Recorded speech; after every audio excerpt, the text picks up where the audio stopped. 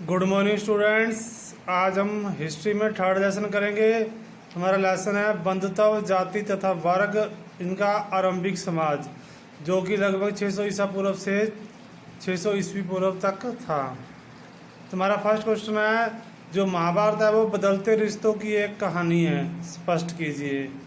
इसमें पितरवंशिकता के आदर्श को कैसे सुदृढ़ किया, या महाभारत पर एक संक्षिप्त टिप्पणी देनी है आपने।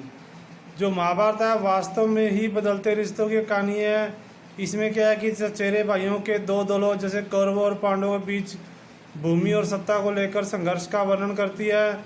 दोनों ही कुरुवंश से संबंधित थे, जिनका कुरु जनपद पर शासन था, और उनके संघर्ष ने अंततः एक युद्ध का रूप ले लिया, जिसमें पांडव विजयी हुए और उसके बाद पितरवंशिक उत्तराधिकार की घोषणा की गई।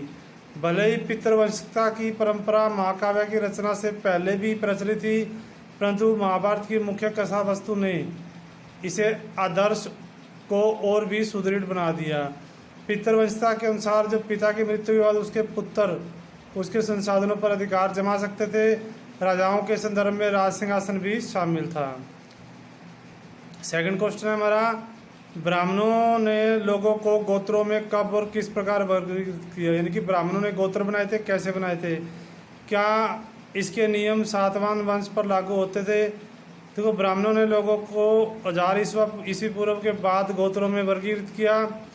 प्रत्येक गोत्र एक वैदिक ऋषि के नाम पर होता था और उस गोत्र के सदस्य उस ऋषि के वंशज माने जाते थे।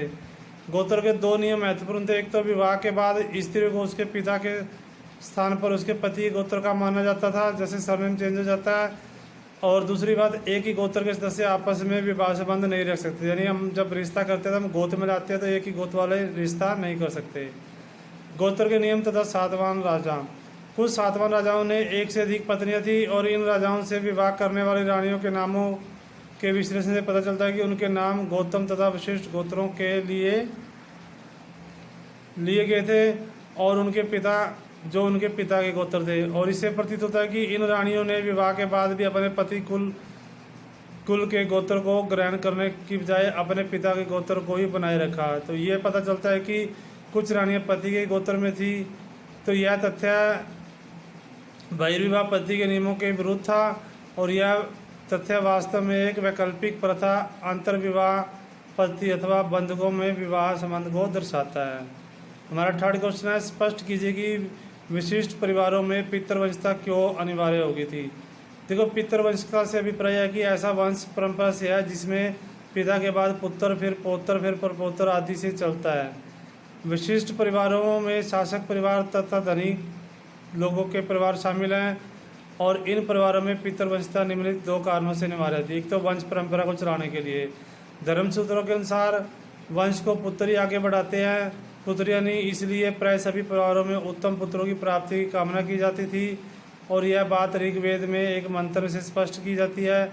इसमें पुत्रों के विवाह के समय पिता कामना करता है कि वे इंद्र के अनुग्रह से उनके पुत्रों को उत्तम पुत्रों की प्राप्ति हो। दूसरा, उत्तराधिकार संबंधी झगड़ों से बचने के लिए।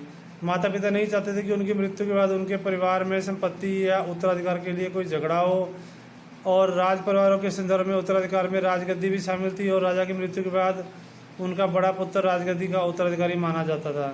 इसी प्रकार माता पिता की मृत्यु के बाद उनकी संपत्ति को उनके पुत्रों में बांट दिया जाता था। अतः अधिकांश राजवंश 6वीं शताब्दी ईसा पूर्व में ही पितरवंशिकता प्रणाली के अनुसरण करते रहे।